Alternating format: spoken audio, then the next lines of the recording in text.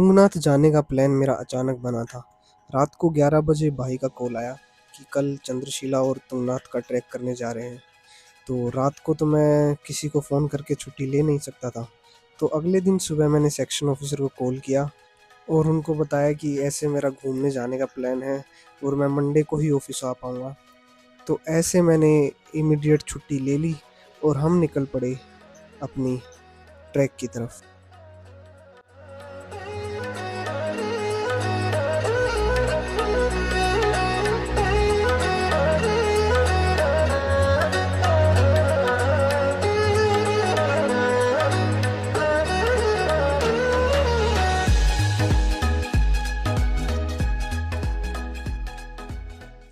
तो हमको पहुंचते-पहुंचते काफ़ी रात हो गई थी। हम लगभग 3:30 बजे चोपटा पहुंचे, जहां से हमें ट्रैक की शुरुआत करनी थी। ट्रैक की शुरुआत में ही हम बादलों से इतने ऊपर थे, तो मैं काफ़ी एक्साइटेड था ये देखने के लिए कि आगे का सफ़र कैसा रहता है।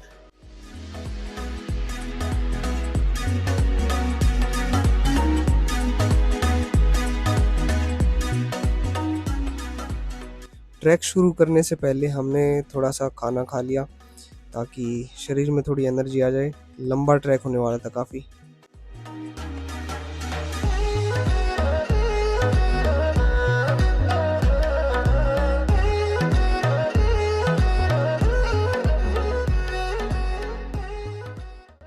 तो यहाँ से होती है तुंगनाथ के ट्रैक की स्टार्टिंग। हम करीब 10 बजे ट्रैक के लिए निकलते हैं।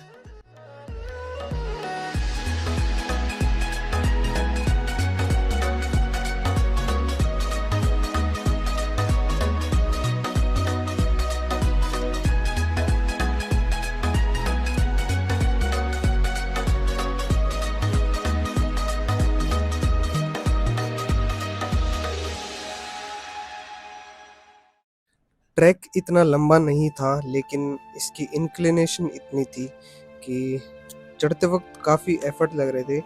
तो स्टार्टिंग में थोड़ी थकावट होने लगी थी, लेकिन धीरे धीरे मोमेंटम पकड़ लिया था। और रास्ते में ऐसे ऐसे नज़ारे आ रहे थे जिनकी वजह से काफ़ी एनर्जी आ रही थी अंदर। तो थकने का तो कोई नाम ही नहीं था। पाइन के पेड़, स्नो कैप्ड पीक्स की झलक और एक अलग ही शांति। यहाँ की वाइब कुछ और ही थी।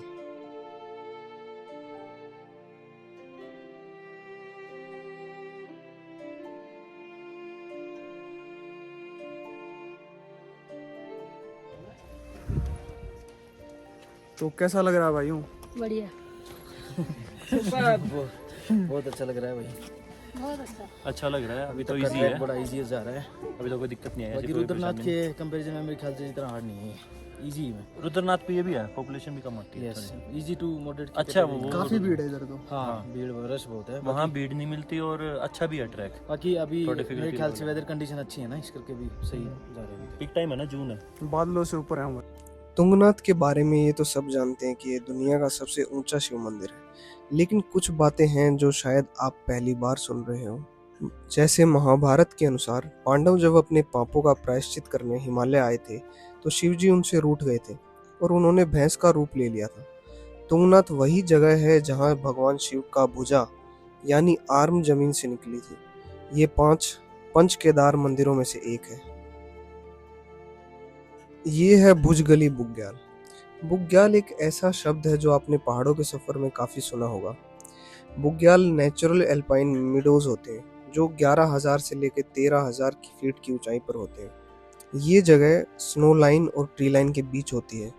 हर तरफ हरी घास होती है, जैसे एक ग्रीन नेचुरल कारपेट बिछा हो।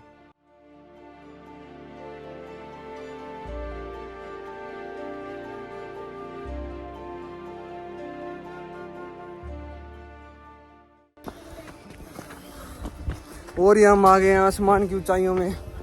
कोहरा ही कोहरा है। रास्ते में ऐसे कई शॉर्टकट्स थे, जो कि शॉर्टकट कम लॉन्ग कट ज़्यादा थे, तो इनको ना लेने में ही भलाई है। लेकिन मैं थोड़ा एडवेंचर लविंग प्राणी हूँ, तो इनको लेना तो बनता था।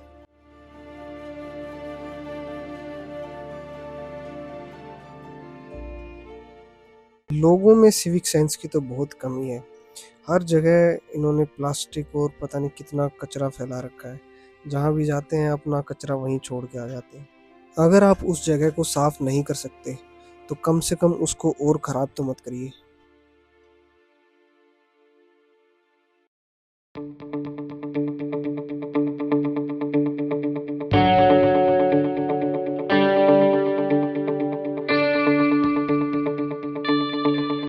तो फाइनली 2 घंटों के ट्रैक के बाद हम पहुंच गए थे तुंगनाथ मंदिर।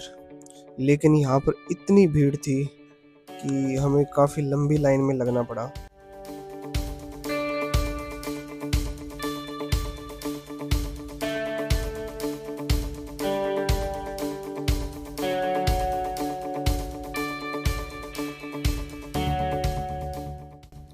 तो हम पीछे जाकर लाइन में खड़े हो गए और अपनी बारी का इंतज़ार करने लगे।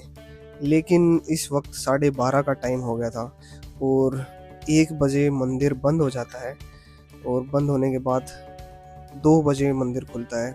तो हमें डर था कि कहीं हम दर्शन ना कर पाएँ और वही हुआ। मंदिर बंद हो गया था और बारिश शुरू हो गई थी। लेकिन अब आए हैं तो दर्शन तो करके जाना ही था। तो हमने सोचा हम यहीं पे आज रुकेंगे और यहीं पे एक रूम लेंगे और रूम पर आराम कर हम चंद्रशिला की तरफ ट्रैक करेंगे। और ये चीज़ काफ़ी लोगों को पता नहीं है क्योंकि ऑनलाइन इसका कहीं भी जिक्र नहीं है कि मंदिर के अंदर गर्भगृह के अंदर दर्शन सिर्फ सुबह सुबह होते हैं। तो हमने प्लान बनाया कि अब हम रुकेंगे और सुबह ही दर्शन करके जाएंगे। तो मंदिर के पास ही हमने रूम ले लिया था जो कि काफ़ी कंफर्टेबल रूम था। हमें लगा नहीं था कि इतनी ऊपर आने के बाद इतना अच्छा रूम मिल जाएगा।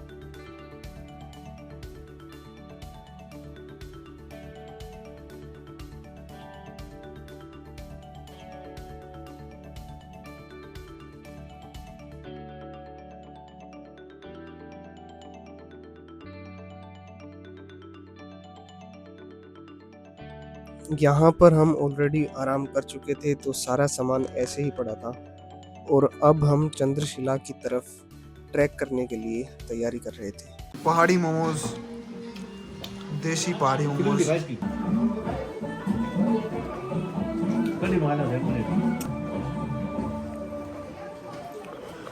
तो खाना खा लिया भाई, अब कहाँ चलने का प्लान है? सीधा चलेंगे भाई चंद्रशिला। चंद्रशिला से ऊपर आके देखेंगे क्या हो क्या। Okay bro. हेलो। यहाँ से चंद्रशिला का ट्रैक शुरू होता है। ये तो ये देखो भाई खाई। गाइस आज मैं आ गया हूँ इन पहाड़ों के बीच। ये देखिए खाई, देखिए गाइस, अनबिलीवेबल गाइस। तू थोड़ा हर जगह जूम करके उसको दिखाना, उस पॉइंट पे हमें जाना है जहाँ पे वो छोटे छोटे वो अगर आपको दिख रहे हो तो वो चंद्रशिला की पीक है, तो वहाँ तक हमें पहुँचना है। नज़ारे बहुत ही ज़बरदस्त हैं।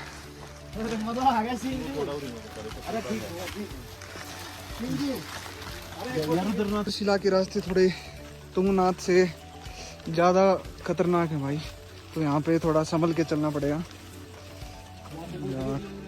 इसको देख ऐसे खाई खत्म होने के बाद में एक और खाई स्टार्ट होती है।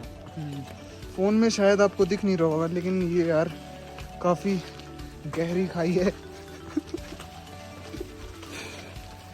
तो यहाँ से शुरू हो गया हमारा चंद्रशिला का ट्रैक।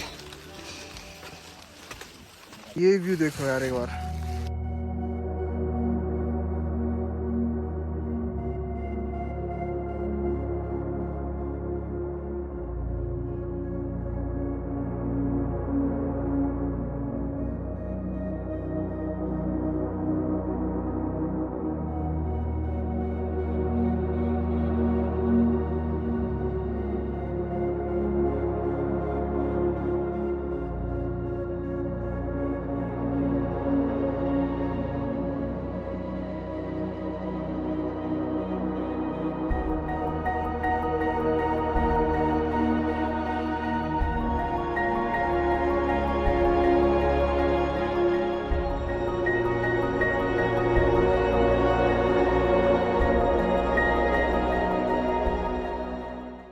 डेढ़ से 2 किलोमीटर की तीखी चढ़ाई और डिफ़िकल्ट टेरेन क्रॉस करके हम फाइनली पहुंच गए थे चंद्रशिला पीक। लेकिन जो नज़ारा हम देखने के लिए आए थे, मौसम ख़राब होने की वजह से वो नज़ारा छुप गया था। तो हमने सोचा कि थोड़ी देर वेट करते हैं कि शायद मौसम खुल जाए और हम वो नज़ारा देख पाएँ अपनी आँखों से। थोड़े से आसार तो लग रहे हैं मौसम खुलने, क्योंकि उधर धूप दिख रही है।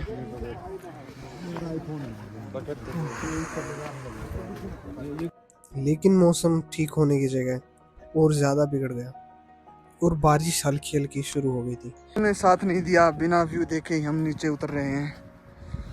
काफ़ी देर हमने वेट किया, लेकिन फिर अंधेरा होने लगा, तो इसलिए हम नीचे उतरने जा रहे हैं। क्या कहना चाहेंगे आप? Oh my God, oh my God, oh my God. इस घाटी में बचने के लिए दो ही चीजें जरूरी है, एक आप और एक आपकी वाटर बॉटल। तो हम ऐसे ही धीरे धीरे नीचे उतर आए और जैसे ही हम नीचे उतरे इतनी तेज बारिश शुरू हो गई कि हमें भाग के अपने रूम तक पहुंचना पड़ा।